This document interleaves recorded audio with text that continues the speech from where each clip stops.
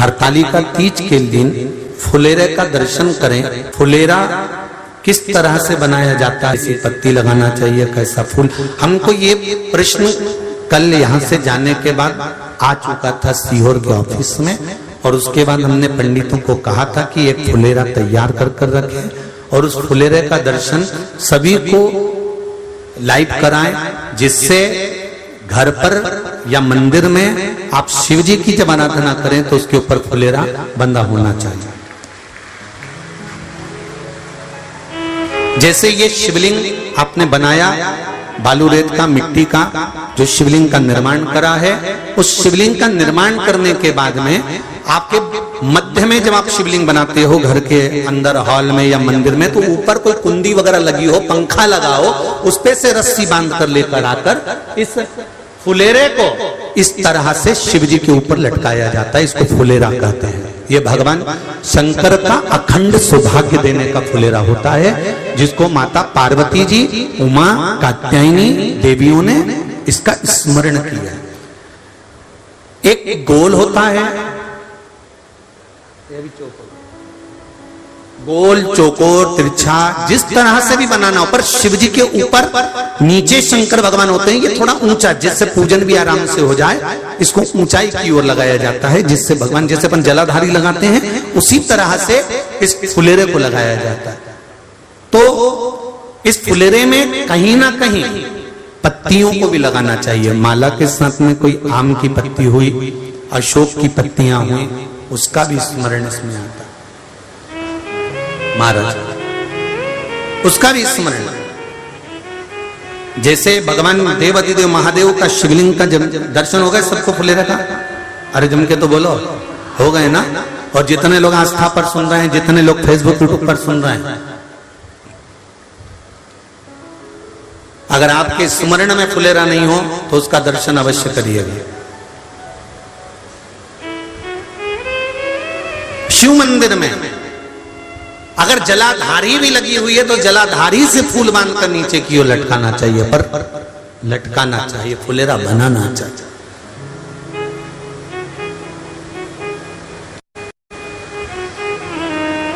सात फल हैं फुलेरा। कितने फल हैं? सात। ध्यान दीजिएगा। पहला, फुलेरा जो नारी व्रत करती आती है और व्रत कर्म उसका चलता रहता है, उस व्रत कर्म के अंतर्गत मान लो किसी कारणवश बीमारी में, कोई गमी के अंतर, कोई सूतक सावड़ के अंतर्गत अगर नारी पूजन नहीं कर पाती है, पूजन नहीं कर पाई और उसने केवल फुलेरे का दर्शन ही कर लिया, अपने पलंग पर पड़ी पड़ी भी फुलेरे का दर्शन कर लिया है, तो नारी को हरतालिका तीज के व्रत का फल प्राप्त हो जाता है। सात फल हैं भगवान शंकर के हरतालिका तीज के फुलेरे का। पहला फल व्रत का मूल। दूसरा, यदि कोई नारी आई और उसके संतान नहीं, 10 साल, 8 साल, 5 साल, 6 साल, 7 साल, 12 साल, 15 साल हो गए, उस फुलेरे का मात्र स्मरण कर कर एक पुष्प भी उसने अगर हल्दी कुंकू का लगाकर उस फुलेरे का टच कर कर भगवान शिव के पावन चरणों में रख दिया है और विनती कर कर गई है, तो अगला फुलेरा वो खुद बनवाती है, उसकी गोदी में संतान आ ही जाएगा। अगला फुलेरा वो खुद बनवाएगी, के जाएगी, जी अगली बार फुलेरा मेरी तरफ से बनवा देना, मंदिर में फुलेरा मेरी तरफ से लगवाना, अगली बार जब तुम पूजन करो तो फुलेरा मेरी तरफ से बनवाना। ये फुलेरे का मार्ग। तीसरा, महाराज हम कोई दान, गौदान, हरतालिका तीज की किताब है आपके यहाँ, जो लोग पढ़ते होंगे हरतालिका तीज की किताब, उसमें लिखा है ब्राह्मण देव को ये दान देना है, ऐसा दान देना है। अब कोई गरीब है, कोई साधारण है, नहीं है किसी की कैपेसिटी, नहीं दे सकता, तो क्या होता है? तो कहा हम गौदान नहीं कर पाते, हम स्वर्ण दान नहीं कर पाते, हम वस्त्र दान नहीं कर पाते, हम मुद्रा दान नहीं कर पाते, हम अन्नदान नहीं कर पाते। हम ये सारे दान अगर नहीं भी कर पाते हैं तो शिव महापुराण की कथा कहती है तीसरा फल फुलेरे का है कि मात्र फुलेरे का दर्शन स्पर्श कर लेने से सारे दानों का पुण्य फल प्राप्त हो जाता है। यह तीसरा फल फुलेरे। अब हरतालिका तीज का फुलेरे का चौथा महत्व है महाराज। चतुर्थ महत्व हरतालिका तीज के फुलेरे का है, जो कुंवारी कन्या हरतालिका व्रत करती है, पहली बार जो हरतालिका तीज का व्रत करती हैं या हरतालिका तीज का उद्यापन कर देती हैं या किसी कारणवश शरीर ऐसा नहीं रहा कि बिना पानी के नहीं रह सकती, तो 2 बूंद अगर उन्होंने पानी भी पी लिया है या कोई कारणवश एक कुछ गलती हो भी गई है, तो मात्र फुलेरे का दर्शन कर लेने से वो गलती शंकर स्वीकार कर कर उसको क्षमा कर देते हैं। ये चतुर्थ भाव के अंतर।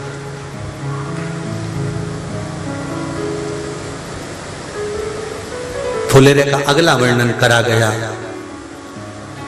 महाराज शिव तत्व की ओर, शंकर भगवान की ओर।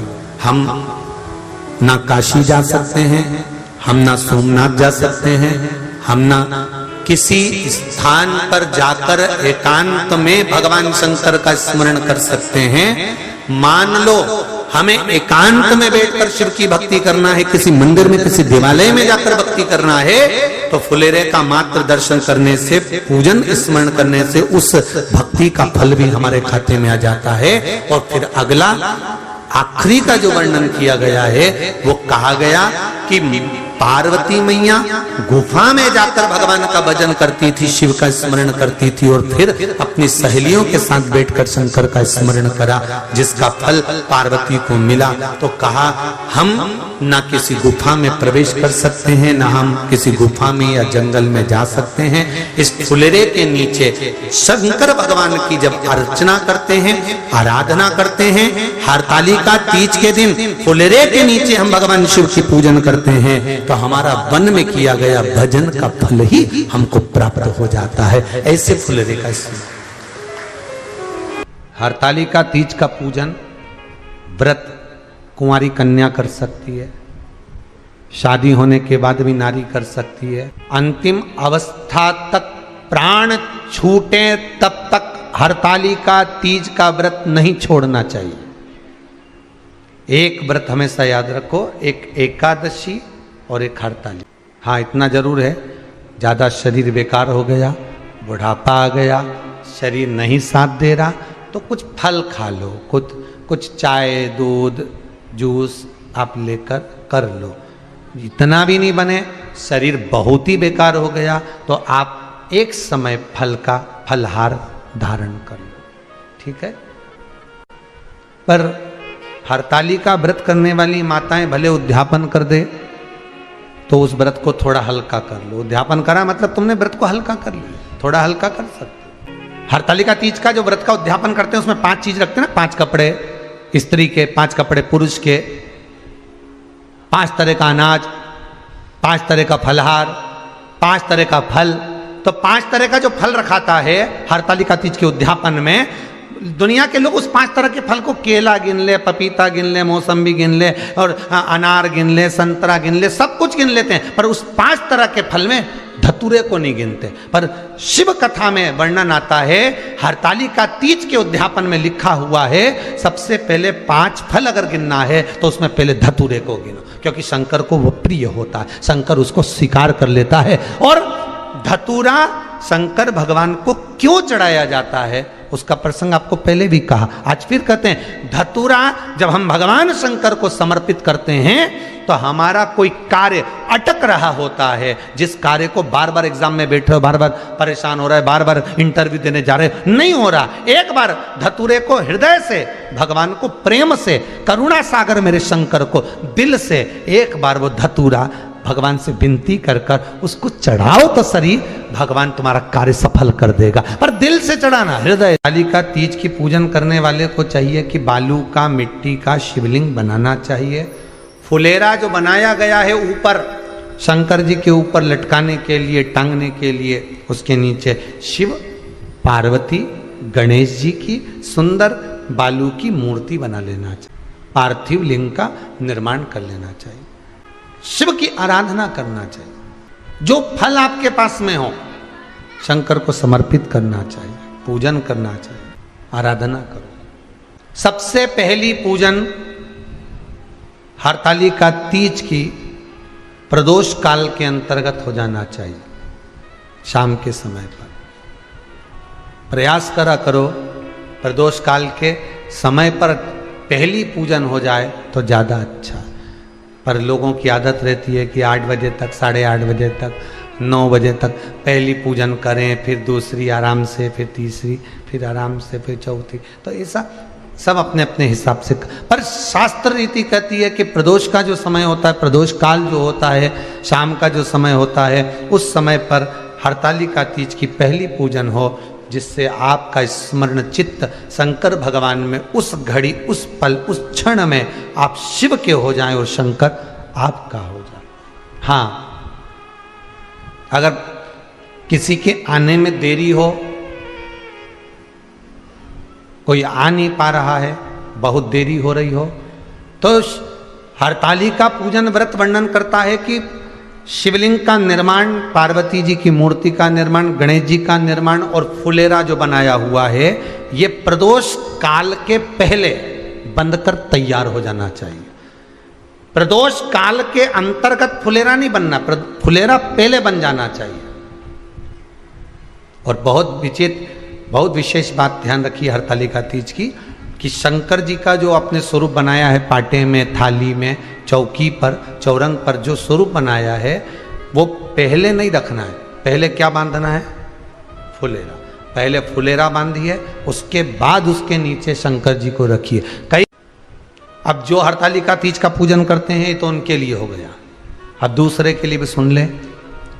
जो नारी हरतालिका तीज का पूजन नहीं करती, व्रत नहीं करती, साधना नहीं करती, उसके लिए भी कहा गया कि आप अगर ये व्रत नहीं करते हो तो एक कार्य जरूर करना, कहीं पर फुलेरा बंधा हो, हरतालिका की पूजन हो रही हो, 5 मिनट 10 मिनट निकालकर अपने आसपास के किसी पौधे में से पत्तियां लेकर या पुष्प लेकर, 5 वृक्ष की पत्ती या 5 वृक्ष के पुष्प लेकर शंकर भगवान को जब पूजन हो रही हो, 5 मिनट माताएं जब पूजन कर रही हों, तब आप भी उस पुष्प को, उस पत्तियों को शंकर को समर्पित कर सकते हो। ये नहीं चढ़ा सकते तो 5 फल नहीं चढ़ा सकते तो 5 कुछ भी पुष्प आदि का आप शिव को समर्पित करो। पर क्यों चढ़ाया जाता है, किस लिए चढ़ाना चाहिए? तो कहा कन्या स्त्री अगर मान लो हरतालिका का व्रत नहीं करती, पूजन नहीं करती, आराधना नहीं करती, तो वो कन्या, वो नारी, वो स्त्री, वो पुरुष कार्य तो बहुत करेगा, दुकान भी 4 चलाएगा, व्यापार भी बढ़ाएगा, पर संपदा को जोड़ नहीं पाएगा। 1 रुपये कमाएगा, 1.25 रुपये खर्च वाला काम चलेगा। हस्त नक्षत्र में जो तृतीया पड़ती है, हस्त नक्षत्र के अंतर्गत जो तृतीया का महत्व कहा गया है, वो संपदा को बढ़ाती है, मनोकामना को पूर्ण करती है। इस नक्षत्र के अंतर्गत जो तृतीया आती है, वो मनोकामना को पूर्ण कर कर चली जाती है। इसलिए शिव की आराधना के लिए प्रथम मान्य।